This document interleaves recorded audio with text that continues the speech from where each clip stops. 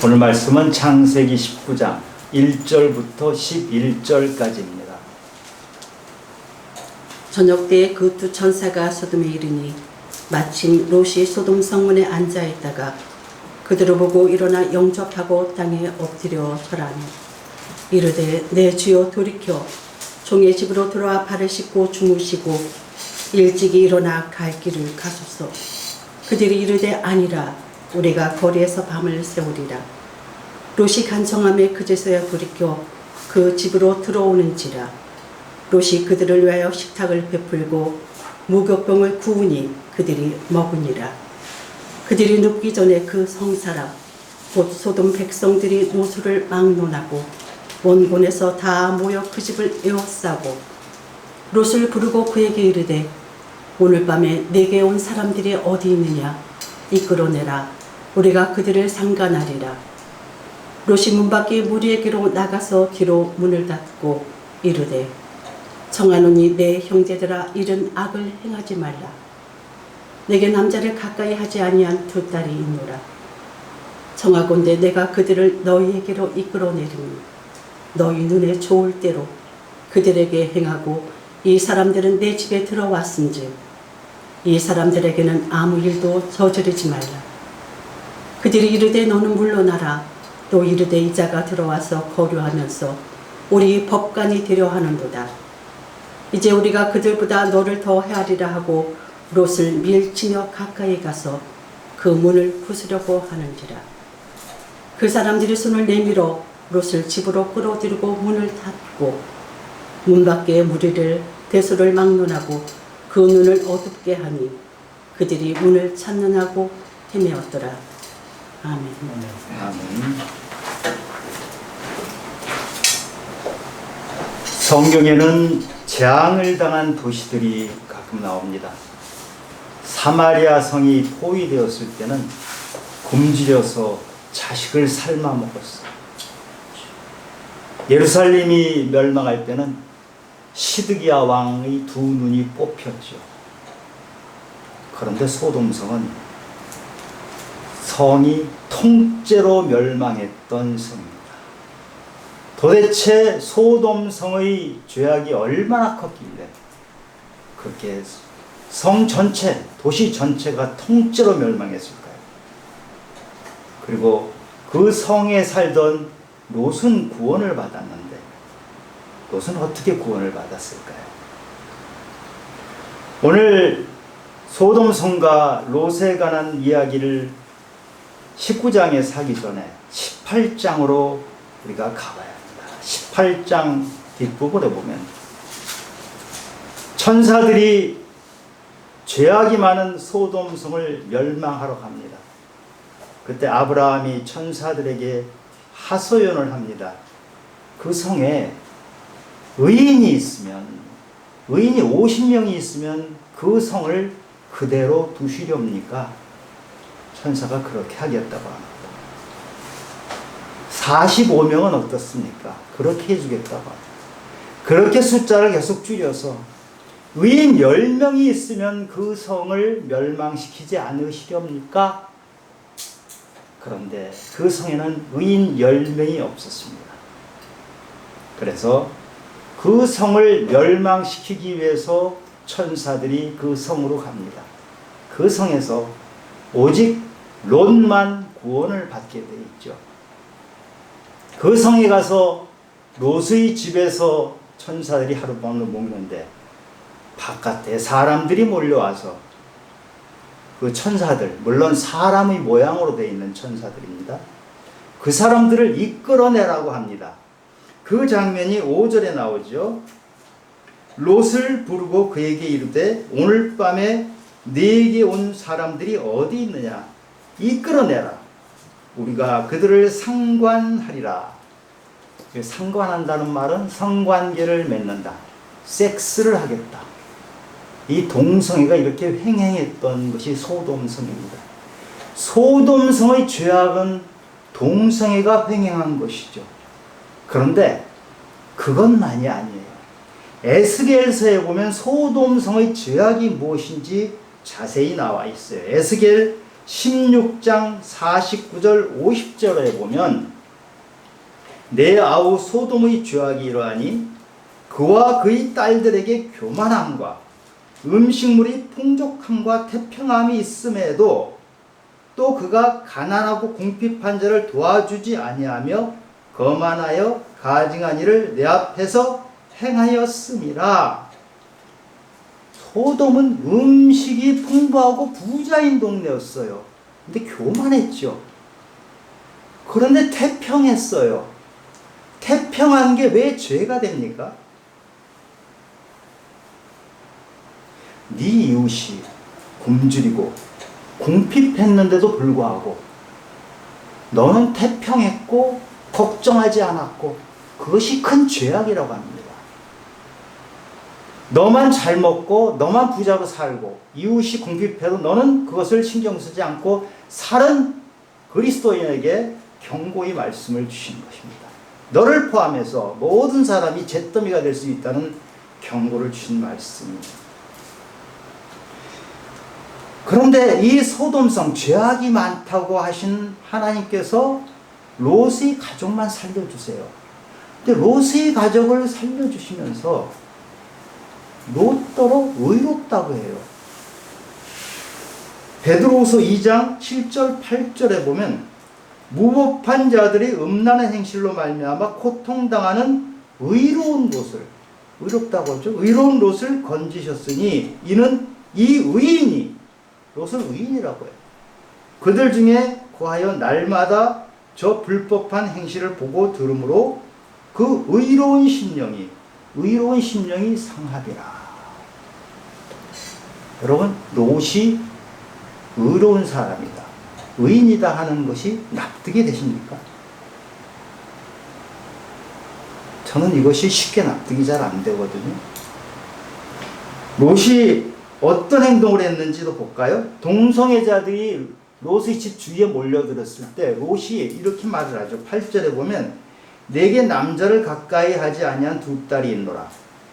청하건대 내가 그들을 너희에게로 이끌어내리니 너희 눈에 좋을 대로 행하고 이 사람들은 내 집에 들어왔은즉 이 사람들에게는 아무 일도 저지르지 말라. 롯의 이 행동이 이해가 되세요? 세상에 어떤 아버지가 동성애자들이 자기 집을 몰려온다고 해서 자기 두 딸을 내놓고 짐승 같은 그 사람들에게 마음대로 해라, 너희들 좋을 대로 만들어라, 그런 아버지가 세상에 어디 있어요? 그런데 성경에서는 롯을 의롭다고 하는 것이에요. 롯이 의롭다고 하는 것이 도대체 뭔지 많은 사람들이 연구하고 신학적으로 많은 논쟁이 있는데, 저는 오늘 롯이 의롭다 하는 말을 이렇게 전하고 싶습니다. 롯이 의롭다 하나님이 하신 그 말씀을 이해하기 위해서는 롯의 성장 과정을 우리가 좀 봐야 돼요. 창세기 11장 뒷부분에 보면 롯은 갈대아 우르에서 아버지 하란이 죽었어요. 그리고 아브라함을 따라다니면서 아브라함이 계속 자식처럼 키우면서 그렇게 살았던 사람이에요. 롯은 아브라함 삼촌의 더부살이를 했던 사람이에요. 롯에게는 항상 그늘이 있었어요. 왜냐? 하나님께서는 롯에서 아브라함에게 자식을 주겠다고 약속을 하셨기 때문에 아브라함은 자기 몸에서 태어날 아들을 항상 기다렸어요. 애굽에 가서 아브라함이 큰 잘못을 했는데도 불구하고 하나님께서는 아브라함을 통해서 그 몸에서 아들이 날 것을 기대하시기 때문에 아브라함을 도와주셨어요. 그걸 생생히 롯은 봤어요. 아브라함의 그 아들이 태어날 때 롯은 찬밥이 될 거라는 것을 확실히 알고 있었어요. 롯의 마음속에는 아브라함의 사랑을 받으면서도 언젠가는 뺏길 것이다. 그 사랑은, 아브라함은 크게 사랑을 줬지만 롯은 그 사랑을 충분히 받지 못하고 항상 마음에 어둠이 있었던 사람이에요. 그리고 아브라함의 변두리를 돌면서 살면서 항상 결핍감이 있었어요. 이것을 이해를 해야지만 우리가 롯의 삶에 대해서 충분한 이해를 할 수 있어요. 롯은 위축된 자아를 가지고 있었던 사람이에요. 아브라함과 롯이 땅을 나누려고 했을 때 아브라함이 네가 저하면 난 우하고 네가 우하면 내가 저하겠다 이렇게 양보를 하죠. 그럴 때 롯이 물이 넉넉한 소할 땅을 택해요. 그것이 버릇이 없거나 그냥 이기적이다 이렇게 보면 너무 단순한 것이고, 롯은 항상 결핍감 속에 살았기 때문에 자기도 언젠가 한번 사람답게, 자기도 언젠가 한번 풍족하게, 자기도 한번 폼나게 살아보고 싶다는 욕망이 있었던 사람. 그렇기 때문에 롯은 소알 지방으로 풍부한 곳에 가서 부자가 되고 싶었고 결국은 소돔까지 가서 산 것이에요.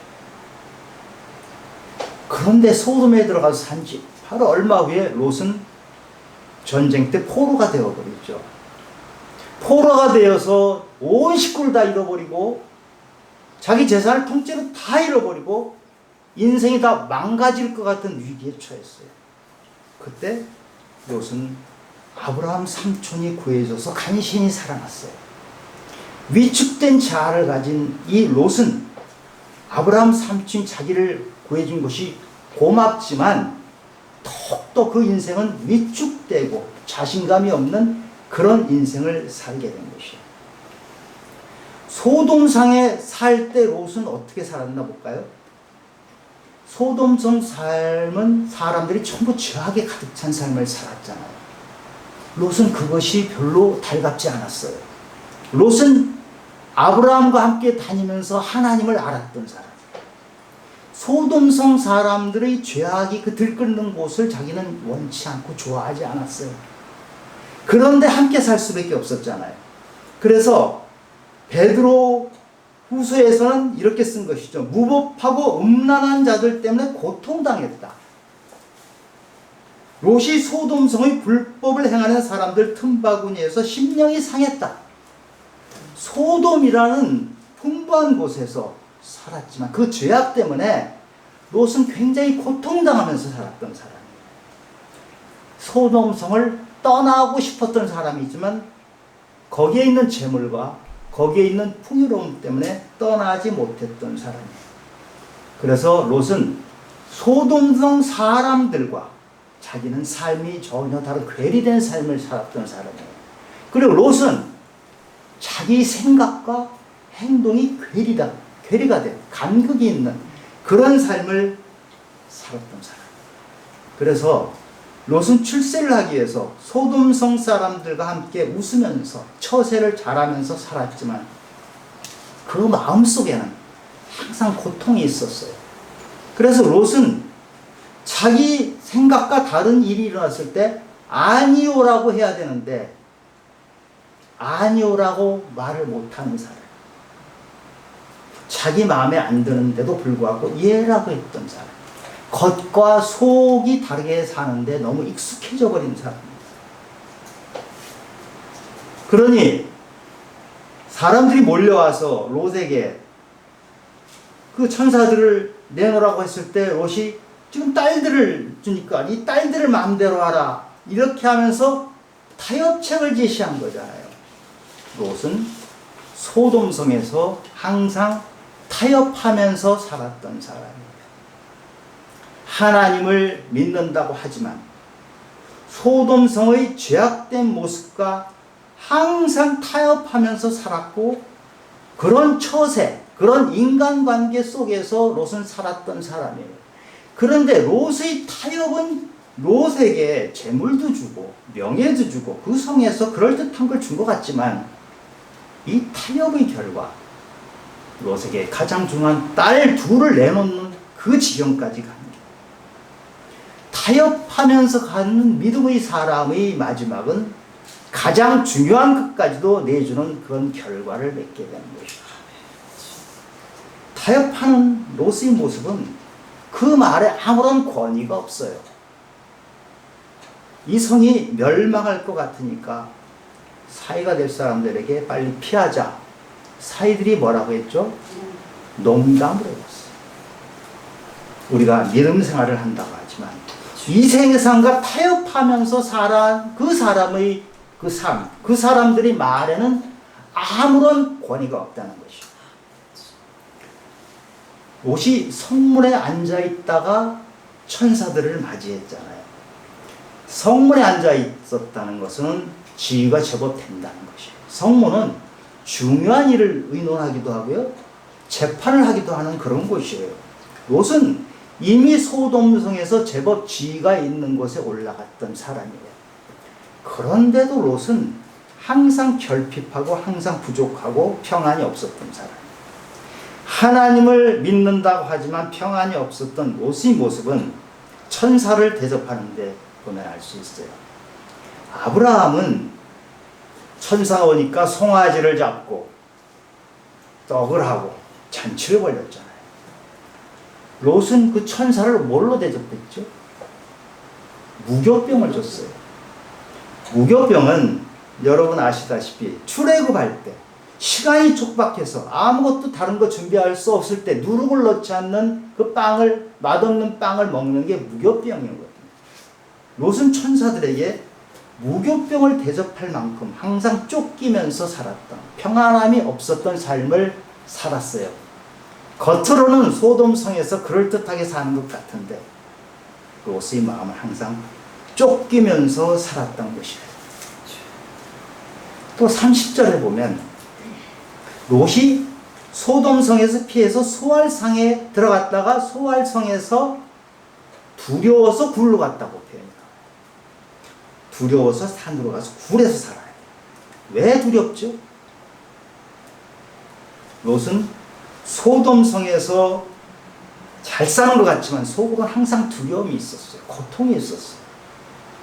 소돔성이 멸망할 때 롯은 재산도 잃어버리고 이제 몸만 가지고 나왔잖아요. 그래서 소알성으로 들어갔는데 소알성은 소돔성보다 크기는 작은 성이지만 비슷한 곳이에요. 롯은 거기에 머무는 것이 끔찍한 것이에요. 롯은 사실 소돔성에 사는 것이 끔찍했던 사람이거든요. 할 수 없이 살았죠. 그러니 소알성에 있지 않고 산으로 가서 굴에 간 거죠. 굴에 갔던 그 롯을 보면 믿음의 사람들이 이렇게 살아도 되는가 하는 생각을 하게 돼요. 소돔성의 그 불덩어리에서 하나님이 구해주셨잖아요. 엄청난 간증거리를 가지고 있는 롯은 소알성에 가서 하나님이 주신 사명이 있을 텐데 굴로 회피해버렸잖아요.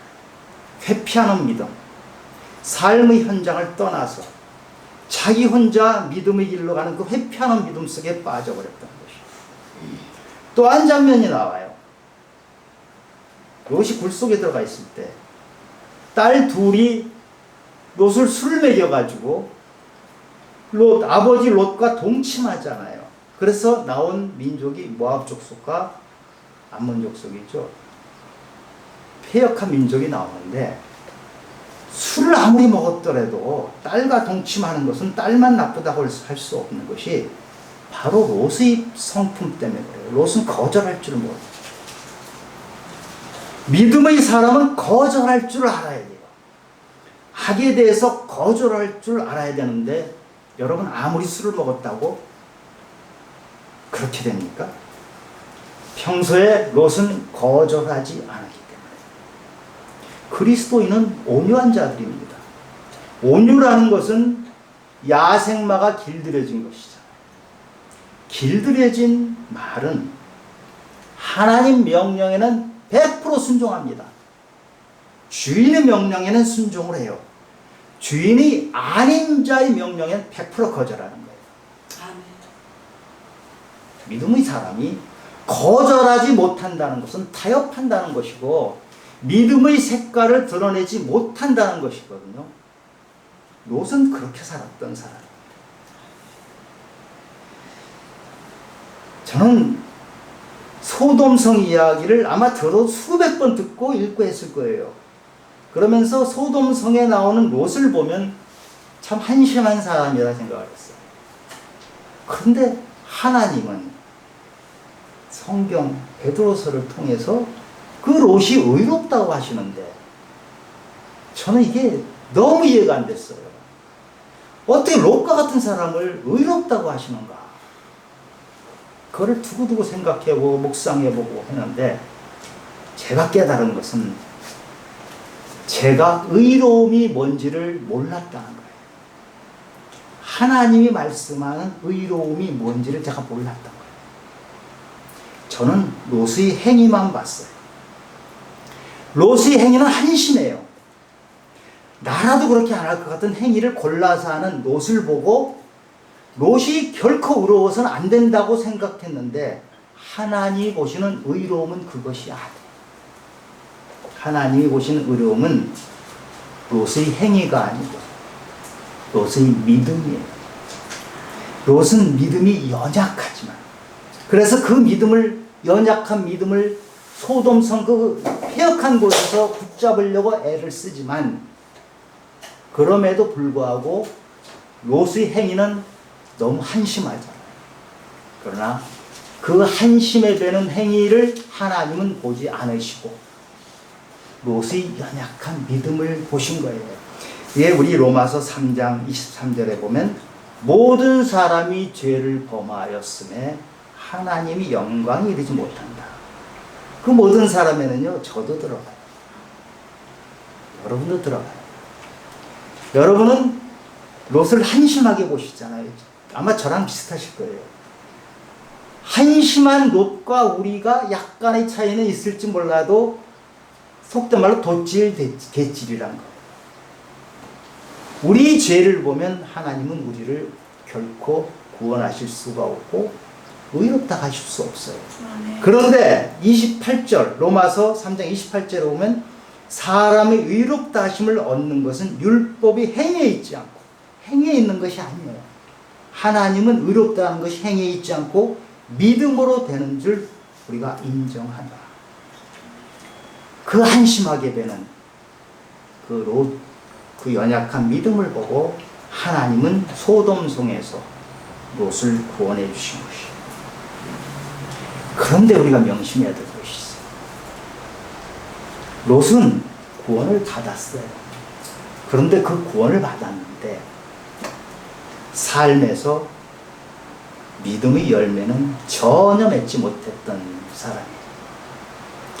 롯이 구원받은 그 구원을 부끄러운 구원이라고 하는 것이에요. 롯은 턱걸이해서 천국에 간 것이에요. 롯은 하나님을 믿는다고 하지만 그리스도의 향기가 없던 사람이에요. 예수의 흔적이 없었던 사람. 그리스도의 향기가 없고 예수의 흔적이 없었던 그 롯은 사람들에 대한 영향력이 전혀 없었어요. 자기 혼자만 조용히 믿고 그래서 혼자만 조용히 턱걸이하고 그렇게 살았던 사람. 우리가 옛사람이 새사람이 되려면 에베소서 4장 23절 말씀이 말씀으로 심령이 새롭게 돼야 돼요. 그래서 새로운 피조물로 바뀌어야 돼요. 롯은 믿음을 쥐꼬리만큼 가지고 있었는데 그 믿음은 옛사람을 새사람으로 바꾸는 데까지 가지를 못한, 제대로 읽지 못한 그런 믿음을 가지고 있었던 것이죠. 소돔성은 의인 10명이 없어서 멸망했어요. 지금 여러분이 살고 계신 도시에는 의인 10명이 있으신가요? 여러분 마을에는 의인 10명이 있으신가요? 그런데 여러분 혼자 믿고 나의 그 작은 믿음을 가지고 움켜쥐고 살면서 나는 충분하다 이렇게 생각하시고 계세요? 여러분의 형제, 자매, 이웃들은 불구덩이 속으로 들어가는데 의인 10명이 없어서 모두가 불구덩이 속으로 빠져들었는데 나 혼자 내 믿음 지키면서 산다고 그렇게 사는 것으로 만족하세요? 여러분의 형제, 자매에 대한 책임을 여러분에게 하나님이 묻습니다. 소극적이고 위축되고 그런 믿음을 언제까지 가지고 계시려고 합니까? 위축되고 겁쟁이였던 기드온은 하나님을 만나고 용사가 되었습니다. 예수님의 제자들 두려워서 떨고 있을 때 예수님께서 마지막 유언처럼 하신 말씀이 담대하라 내가 세상을 이기었노라. 그 말씀을 붙잡고 오순절 성령이 임하니까 이 겁많고 위축됐던 제자들이 사도행전의 역사를 쓰는 놀라운 사람들로 바뀌었습니다. 우리도 그렇게 바뀔 수 있습니다. 여러분, 롬만 위축된 것이 아니에요. 성장 과정에 롬만 어려운 것이 아니에요. 사람은 누구나 위축될 수 있는 환경이 있어요. 사람은 누구나 겁쟁이가 될 수 있어요. 사람은 누구나 자신감이 완전하다 할 수가 없어요. 다 어려운 상황을 이기면서 살아오는데 왜 롯처럼 그 위축된 데서 벗어나지 못해서 여전히 겁쟁이로서 살아났는지. 저는 여러분들이 사는 그 동네, 그 도시가 의인 10명이 여러분 때문에 생기기를 원합니다. 내가 그리스도를 믿는데 내 옆 한 사람도 전하지 못하고 살았다면 하나님께서는 여러분에게 큰 죄를 물을 것입니다. 여러분들이 삶이 향기가 없잖아요. 그리스도의 향기가 없어요. 어떻게 영향력이 있겠습니까? 여러분, 우리 믿음을 다시 한번 세워서 롯과 같은 그런 부끄러운 구원을 받지 않기 바랍니다. 롯과 같은 턱걸이하는 천국문을 지향하지 않으시기 바랍니다. 믿음의 길은 좁은 문을 향해서 가는 것입니다. 그러나 담대한 것입니다. 거절할 것은 거절할 줄 아는 것입니다. 예스 할 땐 예, 노 할 땐 노를 할 줄 믿음이 있어야 합니다. 적당히 타협하는 믿음을 버리시기 바랍니다. 저는 우리 자리에 모신 성도님들, 이 성도 한 사람 때문에 이 마을이 살아났다, 복받았다. 이 성도 한 사람의 믿음 때문에 이 도시가 살아났다. 이 성도 한 사람의 믿음 때문에 이 나라가 살아났다. 이런 평을 듣기를 바랍니다. 그 로마 시대의 그리스도인들 핍박을 받으면서 가난하고 이리저리 몰려다니던 그 비참한 그리스도인이 로마를 뒤엎었어요. 꼬마 다윗이 만군의 여호와 이름으로 나가니까 거인 골리앗을 이겨냈어요. 우리는 그런 사람들이에요.